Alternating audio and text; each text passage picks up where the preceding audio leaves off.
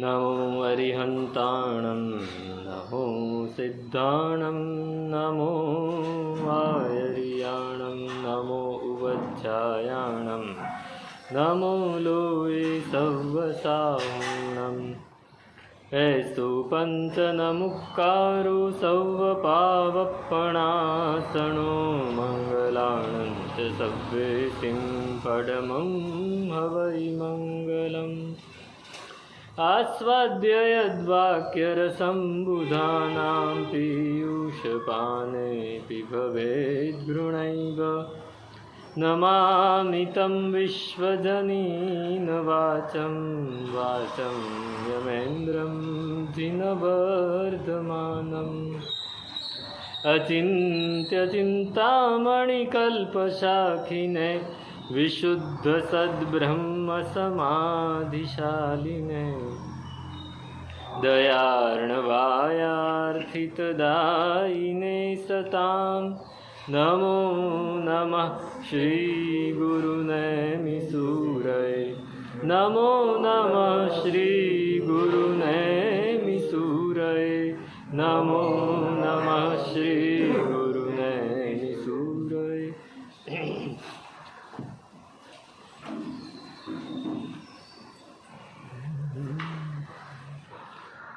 स्थिरता वाङ् मनः कायैर्येषाम् अङ्गाङ्गितां गता योगिनः समशीलास्ते ग्रामेरण्ये दिवानिशी।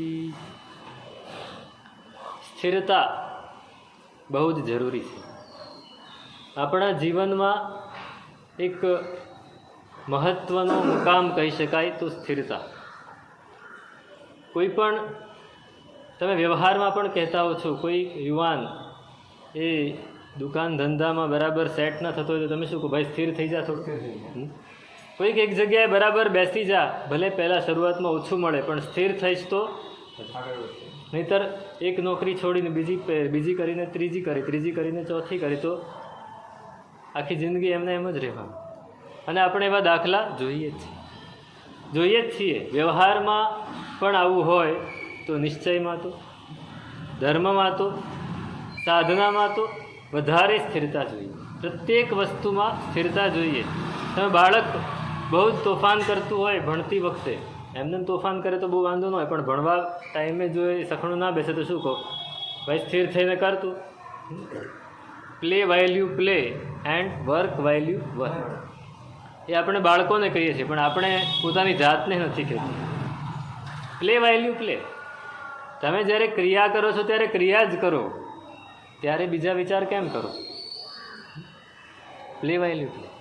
હવે સ્થિરતા આપણા મનમાં લાવવાની છે। અહીં તો ત્રણ વાત કરી કે સ્થિરતા વાંગ મનઃ કાયે, વાણીમાં પણ સ્થિરતા જોઈએ, કાયામાં પણ સ્થિરતા જોઈએ અને મનમાં પણ સ્થિરતા જોઈએ।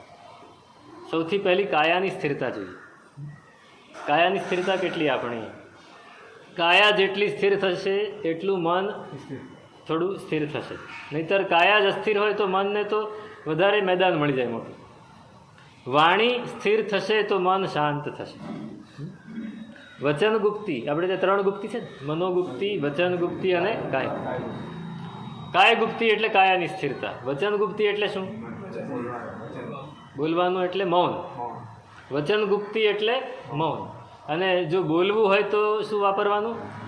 ભાષા સમિતિ। બોલવું હોય તો ભાષા સમિતિ, એક ખાલી વાણી માટે જ આ છે। જો આપણે કાંઈ ન કરવું હોય તો કાય ગુપ્તિ, પણ જો કાંઈ કરવું હોય, ચાલવું હોય તો રિયાસત, ગોચરી ભરવા જવું હોય તો એષણા સમિતિ, કાંઈ લેવું મૂકવું હોય તો આદાન ભંડ મત્ત નિખેવાણા સમિતિ, અને કાંઈક પરઠવવું હોય તો પારિષ્ઠાપન, પણ કાંઈ ન જ કરવું હોય તો કાય ગુપ્તિ। એવી રીતે ન બોલવું હોય તો વચન ગુપ્તિ એટલે મૌન, બોલવું હોય તો ભાષા સમિતિ। પણ વચન ગુપ્તિનું ફળ શું?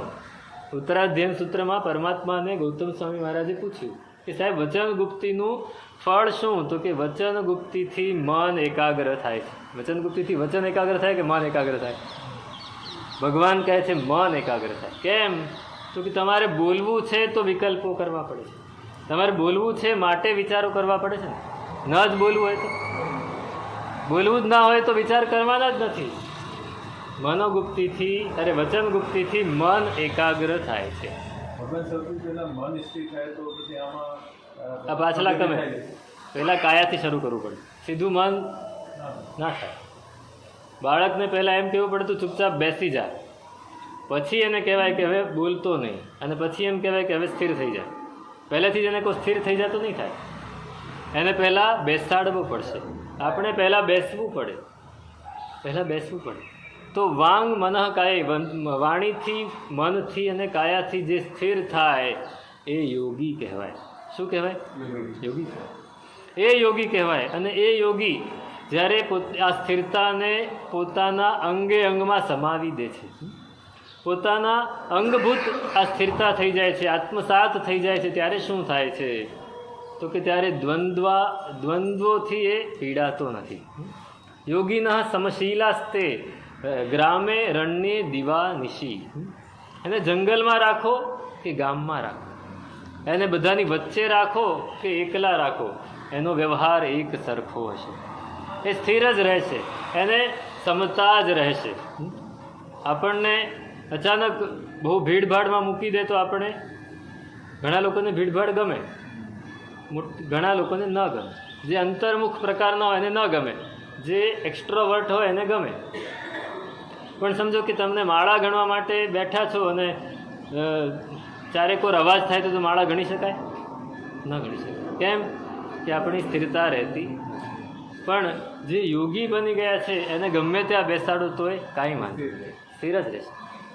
એટલે આલ્બર્ટ આઇન્સ્ટાઈનને એક ભાઈ સાથે મુલાકાત હતી, એપોઇન્ટમેન્ટ હતી, ટાઈમ નક્કી થયો. પહેલાં ભાઈએ ટાઈમ લીધો. આલ્બર્ટ આઇન્સ્ટાઈને કીધું કે બરાબર સવારે 9 વાગે મારે 9:30 મારી લેબોરેટરી ખોલવાની હોય છે, હું 9 વાગે તમને ફલાણા બ્રિજ ઉપર મળીશ. આપણે ત્યાં આખો બ્રિજ પાસ કરીને તમારે આમ જવાનું છે, મારે આમ જવાનું છે, એ બ્રિજને પાસ કરશો એમાં આપણી વાત થઈ જશે. એટલે 9 વાગે તમે આવી જજો. એટલે હવે બરાબર આઇન્સ્ટાઈન 9 વાગે પહોંચી ગયા. પેલા ભાઈ એને આવતા 15 મિનિટ મોડું થયું. આઇન્સ્ટાઈન ઊભા છે એની રાહ જોઈને. 9:15 પેલા ભાઈ આવ્યા. એટલે આવીને તરત જ, હવે આઇન્સ્ટાઈન જેવા માણસનો સમય બગાડે એટલે એને અંદર દુઃખ તો થાય, ફીલ થાય. એટલે એને માફી માગી, સાહેબ માફ કરી દો કે મેં તમારો ટાઈમ 15 મિનિટ બગાડ્યો. તો કે મારો ટાઈમ તમે બગાડવાવાળા કોણ? મારો ટાઈમ બગાડવાનો તો હું પોતે જ બગાડું. 15 મિનિટમાં જે કામ મારે લેબોરેટરીમાં કરવાનું હતું મેં અહીંયા ઊભા કર્યું. મારે કરવાનું શું હતું? સંશોધન કરવાનું, કંઈક સંશોધન કરવાનું હતું. હવે સંશોધન સાધન હોય તો થાય. હવે સાધનને હું મનથી કલ્પીને જે સંશોધન કર્યું તો અહીંયા ઊભા મેં 15 મિનિટ સંશોધનનું મારું કામ કરી દીધું. મારો ટાઈમ બગડતો જ નથી. આપણો ટાઈમ કેટલો બગડે? સ્થિરતા.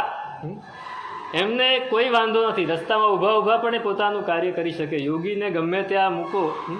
યશોવજી સુરી મહારાજ ગમે એટલા પ્રોગ્રામ હોય ત્યાં બેઠા બેઠા શું કરતા હોય? લખતા હોય, વાંચતા હોય, અથવા તો ચિંતન કરતા હોય. કેમ? એમનું મન ડિસ્ટર્બ નથી થતું. આપણને કોઈ કહે ભાઈ તું આમાં ગાથા ગોખવા બેસ તો શું થાય? આમાં કાંઈ ન થાય ગાથા ગોખવાનું. અરે જેને કરવું હોય એને બધે જ થાય, રસ્તામાં ઊભા પણ થાય. તો યોગીનઃ સમશીલાસ્તે, એ સમતાવંત છે, મધ્યસ્થ ભાવ છે. એને ગામમાં રાખો કે જંગલમાં રાખો, એને દિવસે બેસાડો કે રાત્રે બેસાડો, મૂળ વસ્તુ છે જ્યારે સ્થિરતા આવી જાય ત્યારે દ્વંદ્વો આપણને પીડતા નથી. દ્વંદ્વ એટલે શું? વિકલ્પો, અનુકૂળતા અને પ્રતિકૂળતા, ગમો અને અણગમો, રુચિ અને અરુચિ, સારું કે નરસું. આપણને એમાં બહુ જ વિકલ્પો હોય છે. ભાઈ આ સારું છે ને આ ખરાબ છે. જ્યાં સુધી આ વિકલ્પો રહેશે ત્યાં સુધી આપણે સ્થિર થયા એમ નહીં માનવું. જ્યારે આપણે સ્થિર થયા ત્યારે સૌથી પહેલાં વિકલ્પો જશે. રાય રંક મેં ભેદ ન જાને, કનક ઉપલ સમલેખે. રાજા અને રંકમાં એને ભેદ નથી દેખાતો. સોનું અને પથ્થર એને સમાન દેખાય છે. સોનું અને પથ્થર, મેં તે દિવસે કહ્યું પરમાત્મા સમવસરણમાં બેઠા છે ને કોઈ આવીને કે સાહેબ આપને તો સોનાના સિંહાસનને રત્નો મઢેલા અને ચારેકોર દેવો ચામર ઢોળે, આપને શું વાંધો?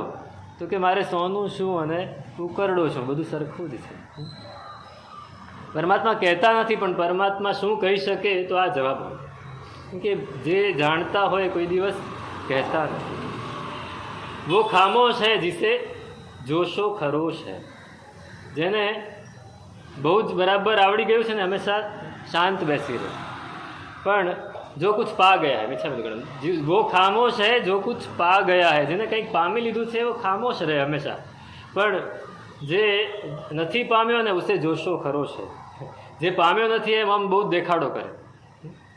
નિંદા સ્તુતિ શ્રવણ સુણીને હર્ષ શોક ન વિયાણે, તે જગ મેં જોગી સરપૂરા, નિત્ય ચઢતે ગુણ ઠાણે, અવધુ નિરપક્ષ વિરલા કોઈ.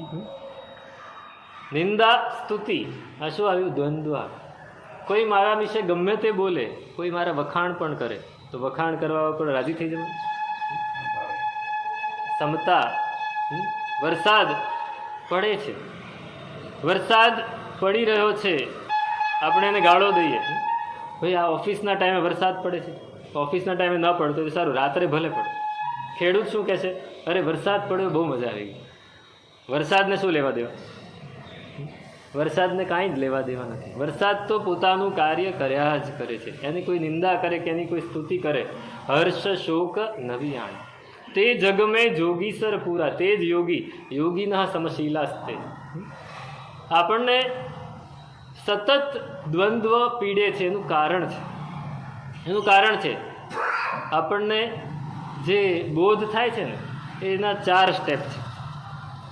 પહેલું વિજ્ઞાન, બીજી વેદના, ત્રીજી સંજ્ઞા અને ચોથો સંસ્કાર. આ બૌદ્ધ વિભાવના છે, પણ આપણે ત્યાં પણ આ જ વાત છે. પહેલું વિજ્ઞાન એટલે આપણને જ્ઞાન થયું. કોઈ વ્યક્તિ આવી, આપણે એમને જોઈ કે આ વ્યક્તિ આવી. પછી સંજ્ઞા, આ વ્યક્તિ તો ફલાણી છે, એને આવું કર્યું હતું અથવા આવું નહોતું કર્યું, આપણને યાદ આવે. સંજ્ઞા એટલે જ્ઞાન. ત્યારે વેદના, મીઠા મિત્રો, વિજ્ઞાન પછી વેદન. વેદન થાય એટલે આપણને સમજાય કે આ વ્યક્તિ આવી છે, આ આવી છે અને આણે આવું કર્યું હતું એમ. પછી સંજ્ઞા, હવે વેદન સુધી વાંધો નથી, સંજ્ઞામાં રાગ દ્વેષ થાય. સંજ્ઞામાં શું થાય? ત્રીજી સંજ્ઞા છે એટલે અનાદિકાલીન વાસના છે, એનાથી રાગ દ્વેષ થાય કે આ સંજયભાઈ આવ્યા, એને તો મારી સાથે આવો વ્યવહાર કર્યો, અને તેજસભાઈ તો બહુ જ સારા, એને તો બહુ સારો વ્યવહાર કર્યો. જ્યાં સુધી સંજયભાઈ આવ્યા અને તેજસભાઈ આવ્યા, એને મેં જાણી લીધું કે આ બે ભાઈઓ છે, આ ચીમનભાઈના દીકરા છે, આપણને ખબર પડી ગઈ, ત્યાં સુધી વાંધો નથી. એમણે આવું કામ કર્યું તો એ પણ યાદ આવે તોય વાંધો નથી. પણ પછી જ્યારે સંજ્ઞા આવે છે કે આ સારા ને આ ખરાબ, એ ખોટું છે, પણ આપણને આવે જ છે, ને એની પછી એના સંસ્કાર પડે છે. એટલે એના પ્રત્યે જે રાગ હતો એ ગાઢ થાય છે, એના પ્રત્યે જે દ્વેષ હતો એ ગાઢ થાય છે. પહેલું વિજ્ઞાન, બીજી વેદના, ત્રીજું સંજ્ઞા અને ચોથું સંસ્કાર. યોગીઓ છે ને એ વિજ્ઞાનથી જ પોતાની વાત અટકાવી દે છે. જાણી લીધું, બસ અટકી જાઓ. મેં આ જાણી લીધું કે સંજયભાઈ આવ્યા, બસ પછી મારે શું લેવા દેવા? સંજયભાઈ આવ્યા તો આવ્યા. હવે સારા છે કે ખરાબ છે ત્યાં સુધી જ મનને જવા નહીં દે. સમજો કે ક્યારેક જતું રહ્યું, એની સાથે ખરાબ વ્યવહાર કરે છે, તો એને વેદના સુધી જ જશે, સંજ્ઞા સુધી નહીં જાય, રાગ દ્વેષ સુધી નહીં જાય. દરેક વસ્તુમાં તમે મોઢામાં કોળીઓ મૂકો, સહેજ મીઠું વધારે હોય તો ખબર પડી. વિજ્ઞાન થયું, કોળિયો આવ્યો, વેદના થઈ, ખારું છે, આ કાયમ ખારું જ બનાવે છે. સંજ્ઞા સુધી નથી પહોંચવું, ત્યાં અટકી જાઓ. સંજ્ઞા સુધી નથી પહોંચવું. આપણે સંજ્ઞા સુધી પહોંચીને રાગ દ્વેષ જે કરવા માંડીએ છીએ, આ ખારું છે ને આ મીઠું છે ને આ ખરાબ છે ને આ સારું છે, એટલે પછી એના સંસ્કાર સતત પડે. એને લીધે શું થાય? મન જ્યારે એ વસ્તુને તમે મોઢામાં મૂકતા નથી, જ્યારે સામે આવે ને ત્યારે જ નહીં ખાવ. ઘણા લોકોને કોઈ વસ્તુ ભાવતી નથી, એનું કારણ શું? આ જ એને સંસ્કાર પડી ગયા છે. સંજ્ઞામાંથી એના સંસ્કાર પડી ગયા. અરે ભાવતી નથી એનો અર્થ શું? એક જણને ભાવે છે ને બીજાને નથી ભાવતી એ જ વસ્તુ, એનો મતલબ કે વસ્તુમાં તો કોઈ પ્રોબ્લેમ નથી. પ્રોબ્લેમ ક્યાં છે? પોતાનામાં છે. વિજ્ઞાન અને વેદના સુધી તમે અટકી જાઓ, બસ બહુ થઈ ગયું. આપણે વિજ્ઞાન અને વેદનાથી આગળ સંજ્ઞા સુધી પહોંચી જઈએ છીએ, એટલે સંસ્કાર પડે છે. સંસ્કાર પડે છે એટલે પછી સતત આપણે દ્વંદ્વોમાં અટવાયા જ કરીએ છીએ. આ સારું ને આ ખરાબ, આ ઠંડુ ને આ ગરમ. હા, શું ભાવવા નહીં ભાવવાનું, એ જ રાગ દ્વેષ. મૂળ રાગ દ્વેષ છે.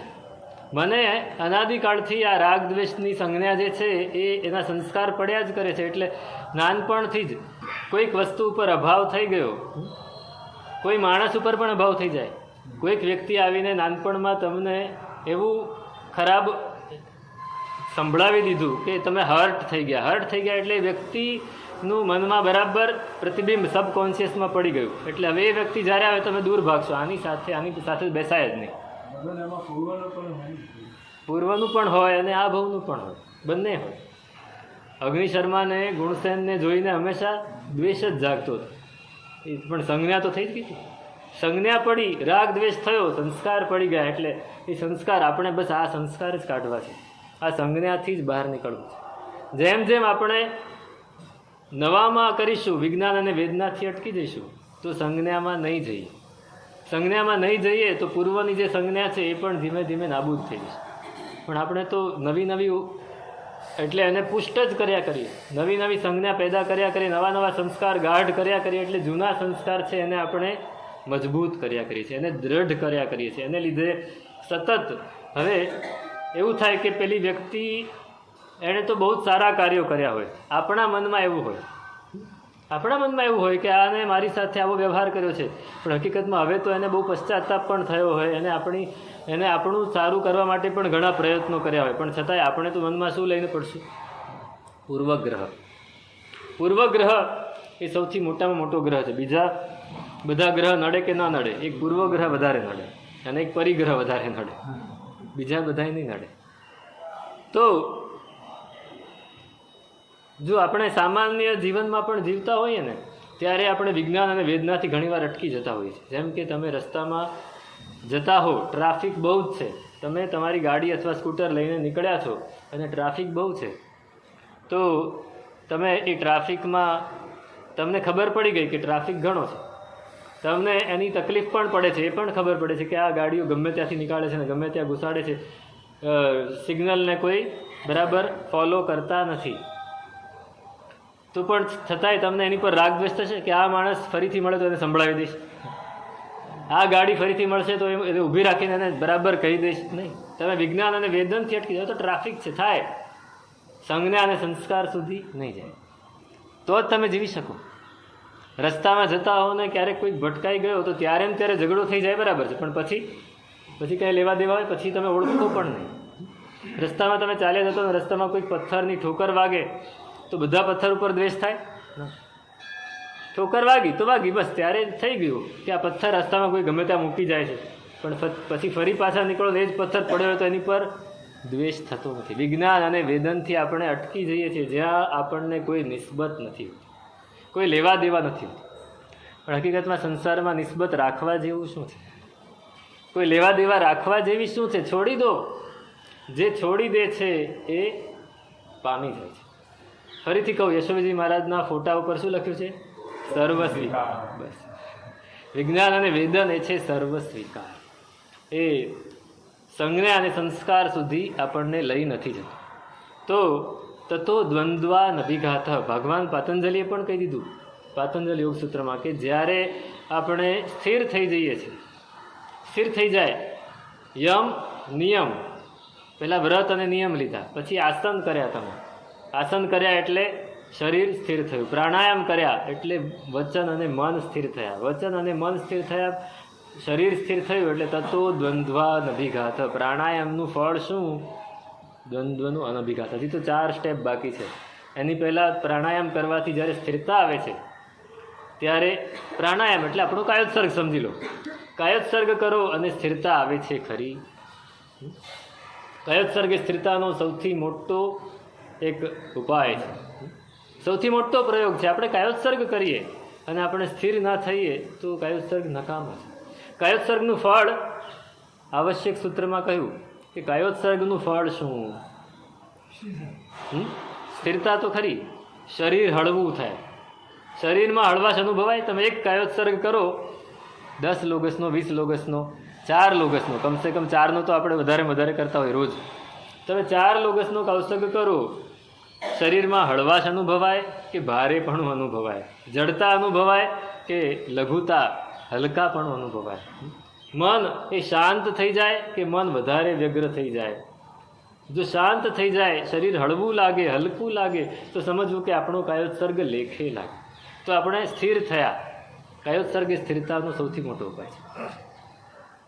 અને એને આમાં લખ્યું કે યોગીન સમશીલાસ્તે ગ્રામે રણ્ય દિવાનિશી, ગામમાં કે જંગલમાં એને મૂકી દો, એને સારું ખાવાનું આપો કે એને ખરાબ આપો, કાંઈ વાંધો નથી. મનસ્વી કાર્યાર્થી ગણયતિ ન દુઃખમ ન ચ સુખમ.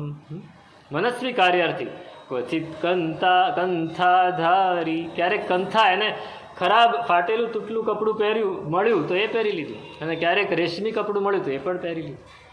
એને તો કપડાને શરીરને ઢાંકવા સાથે મતલબ છે, કપડા ઉપર કાંઈ જ લેવા દેવા નથી.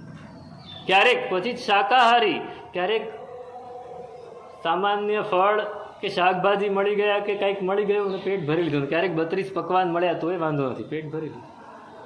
બંનેમાં એને કોઈ જ વાંધો નથી. ભગવાન ગોચરી ઓરવા જતા તો ક્યારેક અડદના બાકડા જે ભેંસને ખવડાવવાનો એ મળતા તોય વાંધો નહોતો, અને ક્યારેક ખીર મળતી તોય વાંધો નથી, ક્યારેક શેરડીનો રસ મળે તોય વાંધો નથી, અને ક્યારેક સૂકો ભાત મળે તોય વાંધો નથી. જે મળે મારે કરવાનું શું છે? પેટ સ્થિર થઈ ગયા છે. મનસ્વી કાર્યાર્થી, જેને મનસ્વી એટલે શું? મન જેના કંટ્રોલમાં હોય તે. મન જેના પોતાના, મનસ્વી એટલે મન જેનું પોતાનું થઈ ગયું છે. હવે મન બીજાનું નથી રહ્યું. મારું મન મારું પોતાનું કે મારું મન બીજાનું? આપણું બીજાનું જ હોય છે. બીજા વિશે જ વિચાર કરતા, આ શું વિચારશે, પેલો શું ધારશે, એટલે આપણે કરતા આવ્યું ઘણું બધું. લોકો શું, કુછ તો લોગ કહેંગે, લોકો કા કામ હૈ કહેના. લોક તો કહેશે જ, અને લોકોનું કામ કહેવાનું છે, પણ આપણે તો આપણામાં રહેવું. નદી જો સુકાઈ જાય તો ઝરણું થઈને વહેવું, પણ આપણે તો આપણામાં રહેવું. નદી કદાચ સુકાઈ જાય પણ ઝરણું તો વહી જ શકે. આપણે એ રીતે પણ આપણામાં રહેવું, બહાર નથી જવું. મનસ્વી કાર્યાર્થી, જ્યારે આપણે મનસ્વી બની જઈએ છીએ ત્યારે કોઈ ફરિયાદ રહેતી નથી, કોઈ રુચિ અરુચિ રહેતી નથી. મનસ્વી બનવું છે, સ્થિર થવું છે. રામકૃષ્ણ પરમહંસની એક વાત છે. રામકૃષ્ણ પરમહંસ એ પોતે સાધક હતા, પૂર્વભવના ઘણા બધા સંસ્કાર લઈને આવ્યા છે. નાની ઉંમરથી જ એમના માતાને થયું કે આ છોકરો આ મોટો થઈને કરશે શું? અત્યારથી આમને આમ બાઘા મંડળની જેમ બેસી રહેશે, એમને એમ જ સ્થિર આમ બેઠો તે 4 કલાક સુધી બેસી રહે.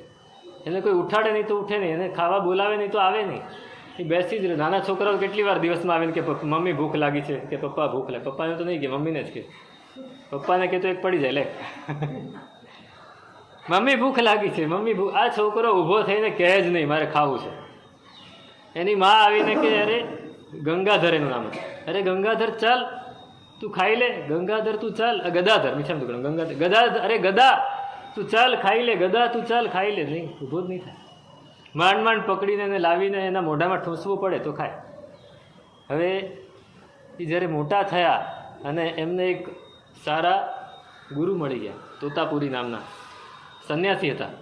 એ ગુરુએ એમને શીખવાડ્યું કે તમારી પાસે સંસ્કાર પૂર્વના ઘણા બધા છે, બસ હવે તમારે આ માર્ગે ચાલવાનું છે. એ માર્ગ દેખાડ્યો અને લાગી પડ્યા તે એવા લાગી પડ્યા કે સમાધિમાં જ રહે, આઠો જામ ખુમારી, હંમેશા સમાધિમાં બહાર આવે જ નહીં. એટલે ફરી એના ગુરુ મળ્યા કે ભાઈ આખો દિવસ તું સમાધિમાં રહીશ તો વ્યવહાર કેવી રીતે કરીશ? તારે લોકોની વચ્ચે રહેવાનું છે, તને કોઈ આવીને ખવડાવવાનું નથી, તને કોઈ તારું કોઈ ધ્યાન નહીં રાખે, તારે તારું ધ્યાન જાતે રાખવું પડશે. તું બહાર તો આવ ભાઈ. એટલે હવે બહાર કેવી રીતે આવવું? બહાર આવવાનું તો મન જ નથી થતું. બહાર આવવાનું તો અંદરથી કોઈ પ્રેશર જ નથી આવતું, એ અંદર ને અંદર જ રહે છે. એટલે કરે શું? રોજ નવી વસ્તુ મંગાવે. કોઈને કે આ સરસ કલકત્તામાં આ સંદેશ સારો મળે છે, કલકત્તાની બાજુમાં રહે ને દક્ષિણેશ્વરમાં, તો કલકત્તામાં સંદેશ સારો મળે તો લઈ આવજે. કોઈકને કે આ ફળ સારું મળે છે લઈ આવજે, કોઈકને કે આ વસ્તુ સારી મળે છે, આ કપડાં સારા મળે છે લઈ આવજે. હવે લોકો બધા આપણે ને એ બધા હરખા છે કે આ મોટા યોગી થઈ ગયા એને રોજ નવું જોઈએ, એને રોજ નવા કપડાં જોઈએ, નવું ખાવાનું જોઈએ, સારું સારું જ જોઈએ. હા, ખરાબ ખરાબ તો જોઈએ જ નહીં, છે ઓછું તો છે બી ચાલે જ નહીં. એટલે કોઈ પૂછી ના શકે, મોટા માણસ છે, બધા લઈ તો આવે, પણ એક દિવસ કોઈ કે હિંમત કરીને વળી પૂછી લીધું કે સાહેબ તમે આમ તો યોગી કહેવાઓ છો, મોટા સાધક છો, ને પછી આ રોજ નવું નવું? તો કે જો મારા ગુરુએ કહ્યું છે કે તારે વ્યવહારમાં રહેવાનું, અને વ્યવહારમાં હું રહી નથી શકતો, એટલે આ રોજ નવું મંગાવું તો કદાચ હું વ્યવહારમાં રહી શકું, એટલા માટે મંગાવું, એટલા માટે મંગાવું છું. કાયમ મનને થોડું બહાર કાઢવા માટે. એકવાર જ્યારે અંદર ઘૂસી ગયું ને, મેં કહેલું કે જે કંઈક ભાળી ગયો છે ને પછી એને બહાર આવવાનું મન જ ના થાય, એને મન નહીં થાય. હવે એને રોજ બહાર આવવું તો પડે જ છે. એટલે એમને પોતાના એક શિષ્યને કહી રાખ્યું હતું કે પહેલાં એક જમીનદાર હતો, એ જમીનદાર રોજ આવે ને દર્શન કરવા, તો જમીનદારને એમને પૂછી લીધેલું ભાઈ તારી વાડીમાં લીંબુ બહુ સારા ઉગે છે? તો કે હા સાહેબ. તો કે એમાંથી એક લીંબુ રોજ મારો શિષ્ય આવીને લઈ જશે, તારે આપી દેવાનું. સારું. પેલો જમીનદાર રોજ એને એક લીંબુ આપી દે, આ જઈને લઈ આવે, કહીને લઈ આવે, રોજ લઈ આવે, કહી દીધેલું એટલે વાંધો નહીં, પછી રોજ પૂછવાની જરૂર નથી. આપણે એવું કહીએ ને કે આ કહી દીધેલું છે, હવે ક્યાં ચિંતા છે. શિષ્ય રોજ લઈને આવે, એ લીંબુ લાવે એટલે કરવાનું શું? લીંબુની ચીરી લઈને મોઢામાં એનો રસ રેડવાનો. રસ રેડે એટલે શું થાય? એકદમ સેન્સેશન થાય, ખાટું જાય ને એટલે થોડું મગજ એનું બહાર રહે, અંદર સમાધિમાં જતું ના રહે, માન બહાર આવે. હવે રોજ એ લીંબુને ચૂસે. એક દિવસ એવું બન્યું કે પેલો શિષ્ય છે એ લીંબુ લઈને આવે, લીંબુની ચીરી કરી અને એના હાથમાં આપે છે, પણ એ એમના હાથમાં રહેતી જ નથી, પડી જાય છે. લીંબુની ચીરી હાથમાં રહેતી નથી, પડી જાય છે. એ પોતે લેવા જાય છે તો એ લીંબુ હાથમાં નથી આવતું, ગમે તેમ કરે લીંબુ હાથમાં એને આવતું જ નથી, એની ચીરી હાથમાં આવતી જ નથી. એટલે એને તરત જ શિષ્યને બોલે આજે તું ક્યાંથી લીંબુ લાવ્યો? તો કે એ જ વાડીમાંથી લાવ્યો. પૂછીને લાવ્યો? તો કે સાહેબ આ પૂછેલું છે, જા ફરી તપાસ કર, આ પૂછ્યા વગરનું લીંબુ તું લાવ્યો છે. પણ સાહેબ એ જ વાડીમાંથી, એ જ જમીનદારની વાડી છે ને એ જ લીંબુનું ઝાડ છે, એમાંથી જ લાવ્યો છું. તો કે ના, ફરી પૂછ્યા. પૂછવા ગયા તો કહ્યું કે હવે અત્યારે આ વાડી બીજાને ભાડા પટ્ટે આપેલી છે, એટલે એનું લીંબુ એ વાપરી શકે જ નહીં. મનમાં આ સ્થિરતા એટલી બધી કે કોઈ અસ્થિર કરવા આવે તો અસ્થિર થાય નહીં. કેવી સંવેદના હશે. આપણે પુણ્યા શ્રાવકનું સાંભળ્યું છે ને કે એક દિવસ સામાયિકમાં મન એનું ચોંટતું નહોતું. કેમ? પડોશીના ઘરનું એક છાણું એની રસોઈમાં આવી ગયું હતું, એને લીધે સામાયિકમાં મન ન લાગે. આપણું મન લાગે તો વિચારવું કે કંઈક ગરબડ છે. હા, એમનું કૃત્ય નહોતું, પણ પોતાના ઉપયોગમાં ખોટી વસ્તુ અપ્રામાણિકતા મનમાંય નહોતી, છતાંય બીજાનું એ આવી ગયું એટલે એ એમને એને પ્રામાણિક જ રાખે, એને અપ્રામાણિક બનવા ન દે. હા, પૂતગલ અહેસાસ. એટલે એનું મન એટલું બધું સંવેદનશીલ થઈ ગયું, એમનું મન એટલું બધું સેન્સિટિવ થઈ ગયું કે આવી કોઈ વસ્તુ હોય તો એ પકડી લે છે. એમને કર્યું નહોતું, પણ કોઈએ પણ કર્યું છે, પોતાના માટે કર્યું છે, પોતાના માટે કર્યું એટલે મન સેન્સિટિવ થઈ ગયું, પકડી લે. આ લીંબુ એમને ક્યાં કર્યું છે? કાંઈ શિષ્ય લઈ આવ્યો છે, પોતે તો એમાં મોઢામાં રસ જ નાખવાનો છે. હવે આપણે એમ કહીએ, હવે જે આવું પ્રામાણિક રહી શકે એનું મન જ વધારે સ્થિર થાય. જે હવે આપણું મન કેમ સ્થિર નથી થતું? પ્રામાણિક જ રહે તો અપને આપ સે ઓર ગયે તો સગે. આપણે પ્રામાણિક રહેવા તો આપણી જાત સાથે જ છેતરપિંડી નથી. આપણે સૌથી વધારે છેતરપિંડી આપણી જાત સાથે કરી છે, તો સ્થિરતા ક્યાંથી આવવાની? રમણ મહર્ષિ પોતે સાધક, 16 વર્ષની ઉંમરે ઘર છોડી દીધું અને પછી સાધના કરે છે. સાધના કરે છે તો એવા અંદર ઉતરી જાય છે કે 30 દિવસ, 35 દિવસ, 40 દિવસ મંદિરના ભોંયરામાં બેસી ગયા તો ઉઠે નહીં. કીડી મકોડા જીવાતો એના શરીરને ફોલી ખાય, એમને ખબર જ નહીં. એ સમાધિમાં, એ ધ્યાનમાં બેઠેલા હોય. પેલા પૂજારીઓને થાય કે આ છોકરો મરી જશે, 40 દિવસથી એને મોઢામાં પાણીનું ટીપું નથી નાખ્યું. આવીને એનું મોઢું આમ પકડીને ખોલે, અને મંદિરમાં જે ત્યાં આચમન હોય ને, પેલું દૂધ અને કેળા અને બધું એમાં નાખેલું હોય, એ એના એનું લિક્વિડ કરીને એના મોઢામાં નાખે, આમને કાંઈ જ ખબર ન હોય. એ 40 દિવસે બહાર નીકળે ને કોઈ પૂછે તમને કેટલા કીડી મકોડા કરડી ગયા છે, આ જુઓ આખું શરીર લોહી લુહાણ, તો કે મને ક્યાં કરડ્યું છે કંઈ, મને તો ખબર જ નથી ક્યારે કરડ્યું, કોણ કરડ્યું, આ તો શરીરને જે થયું મારે શું લેવા દેવા. આવી સાધના એમણે 3 થી 4 વર્ષ કરી. એ 4 વર્ષ કરી એની પછી આમની જેમ જ રામકૃષ્ણની જેમ એટલા બધા એ અંદર ઉતરી ગયા કે એમને વ્યવહારમાં પાછા આવતા બીજા 10 વર્ષ નીકળે. કેટલા? 10 વર્ષ.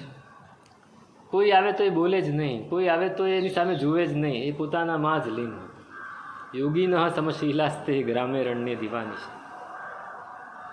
આ છે સ્થિરતા. એ સ્થિરતા આપણે આપણી ક્રિયામાં આ સતત આ જ પ્રેરણા છે કે તમે સ્થિર થાઓ, સ્થિર થાઓ, સ્થિર થાઓ. એટલે આપણે એ સ્થિરતાને હજી સ્વીકારી શકતા નથી. અહીંયા આગળની વાત કરી કે સ્થૈર્ય રત્ન પ્રદીપશ્ચે દીપ્રહ સંકલ્પ દીપ જય તદ વિકલ્પૈ રલમ ધૂમસ તથાશ્રવૈ. રલમ ધૂમૈ તથાશ્રવૈ. સ્થિરતા રૂપી રત્ન એ જો આપણા મનમાં આવી ગયું. પહેલાંના જમાનામાં દીવા કરતા પ્રકાશ માટે. હવે દીવો કરવો હોય તો તેલ જોઈએ, વાટ જોઈએ, કોડિયું જોઈએ તો પ્રકાશ આવે. પણ તેલ, વાટ અને કોડિયું અને અગ્નિ આ 4 વસ્તુ ભેગી થાય એટલે સૌથી પહેલાં શું થાય? ધુમાડો થાય. ધુમાડો થાય. બીજી વસ્તુ કાળાશ, ત્રીજી વસ્તુ તેલ ખૂટી જાય, ચોથી વસ્તુ વાટ પૂરી થઈ જાય, પાંચમી વસ્તુ કોડિયું કદાચ ભાંગીએ જાય. એટલે બધી જ વસ્તુની આપણે સગવડ કરી રાખવી પડે. અને કાળાશ થાય એને સાફ કરવાની પણ તૈયારી રાખવી પડે. ધુમાડો થાય, મન ડિસ્ટર્બ થાય.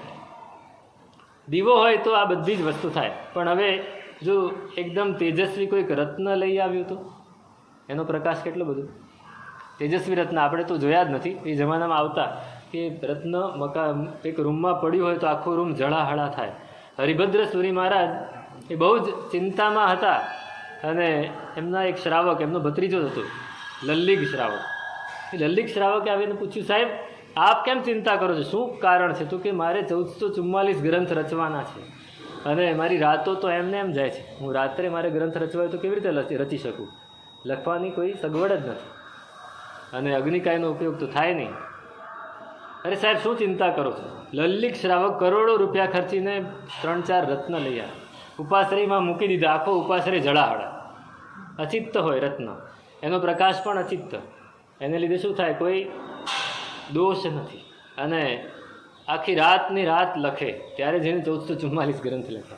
તો એવું રત્ન જો આપણી પાસે આવી ગયું તો પછી દીવાની, વાટની, તેલની, કોડિયાની, કાળાશની કોઈ જરૂર નથી.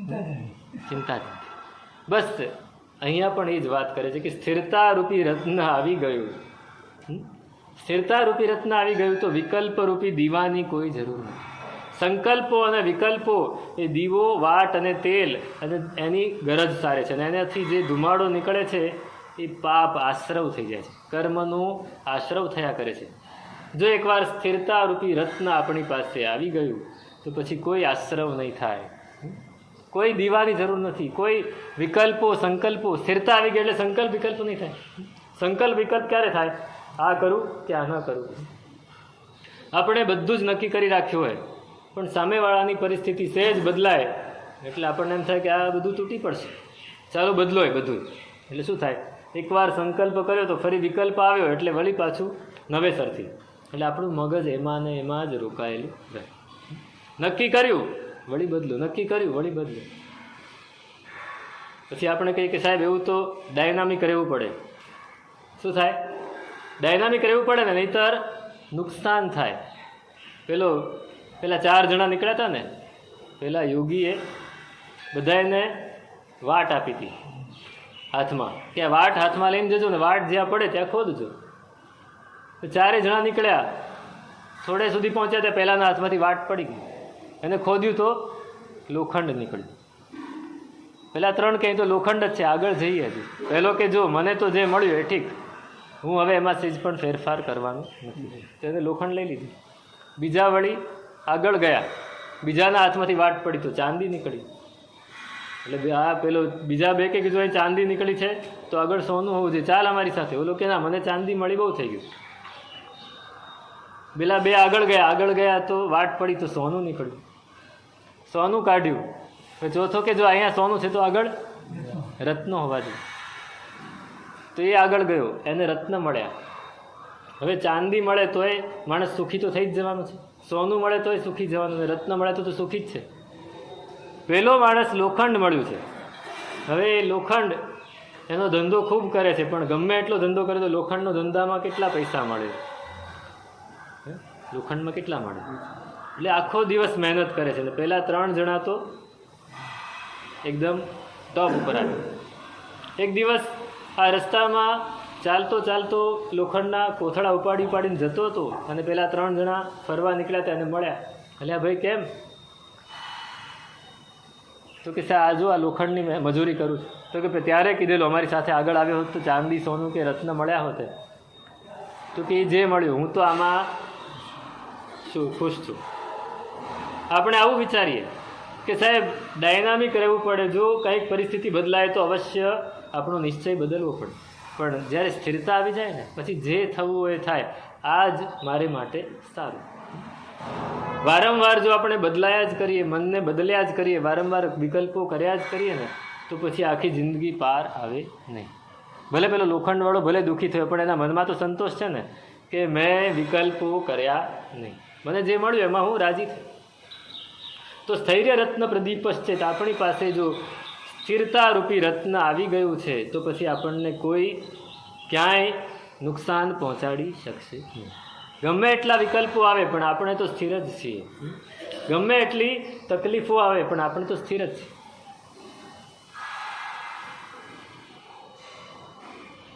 પછીની ગાથા કઈ છે? જલમ ધૂમેશ તથા શ્રેય. હા, ઉદીરયિષ્યસી સ્વાંતાદસ્થૈર્યમ પવનમ યદિ સમાધેર ધર્મમેઘસ્ય ઘટામ વિઘટયિષ્યસી. હવે આપણને એક ભયસ્થાન દેખાડે છે ઉપાધ્યાયજી મહારાજ કે તમે સ્થિરતાને બરાબર અંદર આત્મસાત કરી લો. જો તમે સ્થિરતાને આત્મસાત નહીં કરો તો શું થાય? તમારા મનમાંથી અસ્થિરતા રૂપી પવન જો વારે વાર ફૂંકાયા કરશે તો શું થશે? ચોમાસું બેસવાનું હોય, બરાબર વાદળ જામ્યા હોય અને એમ થાય કે હમણાં તૂટી પડશે, બારે મેઘ ખાંગા થઈને અને મુશળધાર વરસાદ પડશે અને ચારેકોર બધું પાણી થઈ જશે. અને એ જ વખતે જો જોરદાર વાવાઝોડું ને પવન નીકળે તો શું થાય? વાદળા બધાય વિખરાય જાય. વાદળા બધાય વિખરાઈ જાય, વરસાદનું ટીપું ના પડે. અને પછી લોકો વિચારે કે બહુ ગરમી હતી. હા, આપણે આમ વિચારતા બહુ બાફ છે, બહુ ગરમી છે, પવન આવે તો સારું. પવન અચાનક આવે તો વરસાદને ખેંચી જાય. અહીં પણ એ જ કહે છે કે ઉદીરયિષ્યસી સ્વાંતાદસ્થૈર્યમ પવનમ યદિ સમાધેર ધર્મમેઘસ્ય ઘટામ વિઘટયિષ્યસી. જો મનમાંથી વારંવાર અસ્થિરતા રૂપી પવન ફૂંકાયા જ કરતો હોય છે તો શું થાય કે આપણા મનમાં હજી સહેજ સ્થિરતા આવવાની તૈયારી હોય અને પવન આવ્યો અને વાદળા ઉડી ગયા. પવન આવ્યો અને વાદળા ઉડી ગયા.